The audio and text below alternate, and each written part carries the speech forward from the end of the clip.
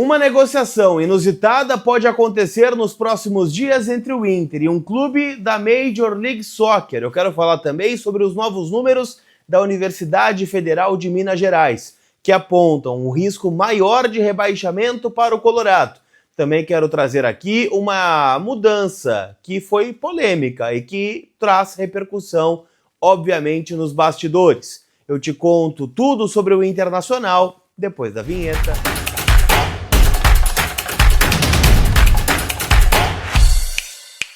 Tudo bem, gente? Vamos trocar uma ideia então, afinal, a gente tem muita coisa para conversar sobre o Internacional Colorado, né? Que agora inicia de fato uma semana mais que decisiva. Afinal, na quinta-feira, o Inter enfrenta o Ceará pelo Campeonato Brasileiro, jogo, né, que pode, né, fazer com que o Inter respire aliviado, mas também pode ser um jogo onde o Inter entrará na partida já dentro da zona do rebaixamento. Para isso, claro, depende de alguns resultados paralelos, como, por exemplo, né, a vitória do Vitória contra o Palmeiras no Allianz Parque, na quarta-feira, ou até mesmo, né, uma vitória ou empate, acho que vitória, né, o empate não serve, do Santos contra o Mirassol no meio da semana. Então, são jogos que a gente fica de olho, obviamente, na quarta-feira, mas a preocupação maior, pelo menos da minha parte, é a falta de mobilização por parte do Inter. A gente vê, né, o Santos lotando a Vila Belmiro, mobilizando o treino aberto, né, os jogadores comendo grama,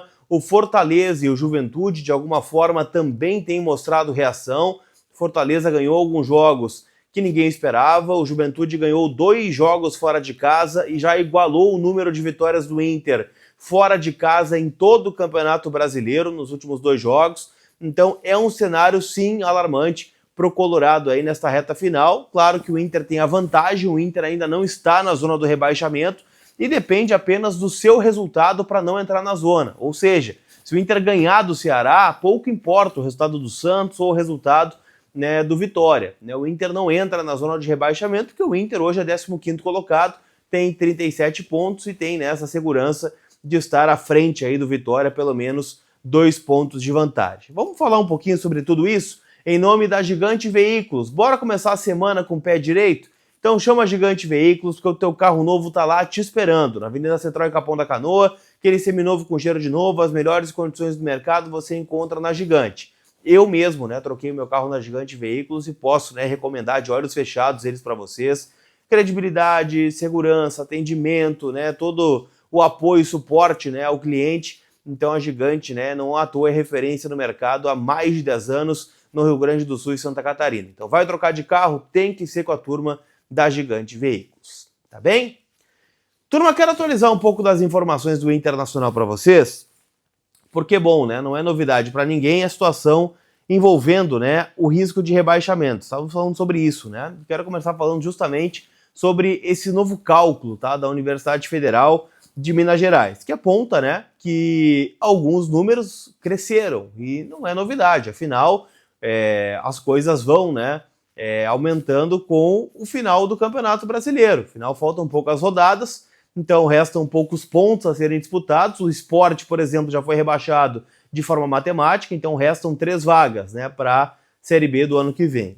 O Fortaleza, tá, aumentou de 92,6% para 95,2%. Lembrando que o Fortaleza, na última rodada, né, acabou empatando com o Grêmio em 2-2, né, na Arena Castelão, esteve ganhando o jogo em dado momento, chegou a abrir placar também no Clássico contra o Ceará e tomou um empate, então o Fortaleza dificilmente escapa, né, da Série B com este aproveitamento.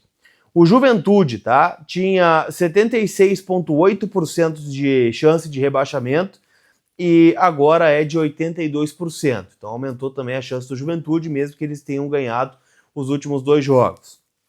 O Vitória, tá, mudou pouco, mas foi de 51,9% para 61%, ou seja, 10%, né, o aumento. Na verdade foi o que mais aumentou, né, neste momento. O Santos tinha 59,4% de chance de ser rebaixado e caiu para 36,3%. Então o Santos é o que está mais perto aqui de escapar.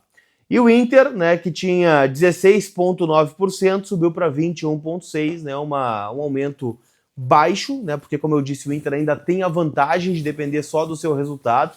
O Vitória, por exemplo, não depende apenas do seu próprio resultado para escapar da segundona. Então tudo isso, óbvio, né, que é levado em consideração dentro da análise, né? Se tem confronto direto, se não tem. Inter e Santos tem um confronto direto, por exemplo, no estádio Beira-Rio. Então tudo isso, né, a gente tem que levar em consideração. Então é um cenário, né, que o Inter vai ter que reverter dentro do campo. E depende, óbvio, né, muito do Internacional. Só que assim, né, falei sobre a mobilização ali no começo. Cara, né, o Inter anunciou durante a semana, pelo menos, né, o que estava no site oficial, que mudanças de planos aconteceram, né? O Inter não daria folga aos seus jogadores. E o domingo foi de folga, né? O Inter voltou atrás nessa decisão, pelo menos, né, é o que informou também GZH, né, que houve uma mudança de planos, os jogadores receberam folga no domingo. E aqui eu sei que a folga faz parte do trabalho, né? Mas a gente reclama tanto de falta de tempo de trabalho para encaixar daqui a pouco um esquema de jogo, para retomar confiança, para daqui a pouco fazer um trabalho especial de bola parada, né? Para preencher esse lado esquerdo que o Bernabéu é uma avenida. E aí folga. Poxa vida, né? Já tiveram folga de domingo, segunda, apresentaram só na terça-feira. Aí agora folga domingo, aí o jogo é na quinta, né? Tem que viajar na quarta, então vai treinar só segunda e terça. E quarta o comecinho do dia, 2 treinos só mais fortes para um jogo tão importante. Então acho que o Inter desperdiça, né, o tempo e mostra uma certa desmobilização do ambiente do Inter nesse momento. Não sei, né, ao certo, né, o que levou esta folga geral, né, dos jogadores, essa recuperação física, mas eu acho que era um tempo que poderia ser melhor aproveitado.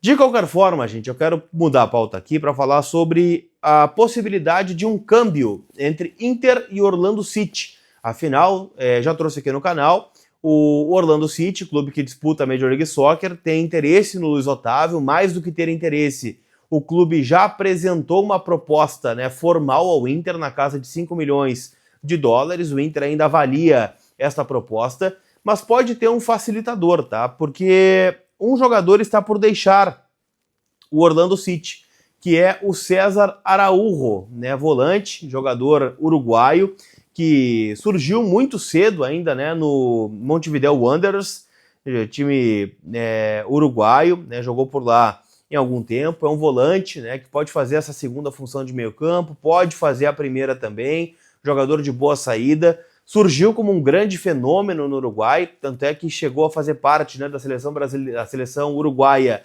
sub-20, né, em várias convocações, inclusive sendo capitão. Não confirmou, né, acabou sendo chamado pela seleção principal só uma vez. E de qualquer forma, é um jogador que fez a sua trajetória muito mais no mercado norte-americano.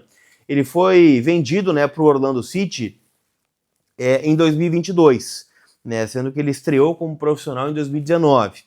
Ele foi vendido, tá, por 2 milhões de dólares e chegou, né, como parte da Sub-22, né, da iniciativa Sub-22 da Major League Soccer, que era daqueles cargos, né, dentro dos plantéis de jogadores promissores que passaram por convocações, né, tem toda uma regra, né, de contratações e montagem do elenco lá nos Estados Unidos. Ele ganhou espaço, óbvio, né, tanto é que está no Orlando City há mais de 3 anos, e é um jogador que agora já, né, confirmou que não deve ficar no clube norte-americano para o próximo ano. E aí, né, é uma posição que o Inter está procurando. O Luiz Otávio, né, também joga neste setor. Então, o Luiz Otávio pode ser, inclusive, uma peça a substituir, né, o Araújo nesse momento. Então, pode ter, né, este câmbio entre jogadores. Vi que o Lucas Dias falou sobre isso também, né, no seu canal no YouTube. Ainda, né, algo bem superficial, porque como a gente tem falado aqui, o Inter não sabe nem o que vai disputar no ano que vem. Então, daqui a pouco, o planejamento de montagem do plantel para a Série A é um, para a Série B é outro. A gente tem que pensar dessa forma e o Inter, com certeza, né, tá fazendo esse planejamento interno, tá? Então, César Araújo, não descartem este nome, jogador jovem, né, que pode estar pintando aí para o ano que vem, tá certo? Não esquece, gente, que todo esse conteúdo aqui no canal, em nome da KTO, kto.bet.br, minha parceira, minha casa de apostas. A Série B foi movimentada, hein? Atlético Paranaense virando para cima da Ferroviária no finalzinho do jogo. Tem também, né, o Criciúma, que está muito perto de subir. Então vamos para a última rodada da Série B e já vale aquele palpite. Quem é que vai subir para a Série A do ano que vem? São algumas vagas ainda pendentes, só o Curitiba conseguiu confirmar o acesso. Então vai lá, palpita, kto.bet.br, tem jogos de seleções, né, aqui na Europa, muitos ainda brigando por vaga na Copa do Mundo do ano que vem. Então a possibilidade é essa de você faturar e deixar cada jogo mais emocionante, tá bom? Lembrando que a KTO é uma casa proibida para menores de 18 anos, então jogue com responsabilidade. Tá certo, gente? Aquele abraço, a gente se vê. Fui!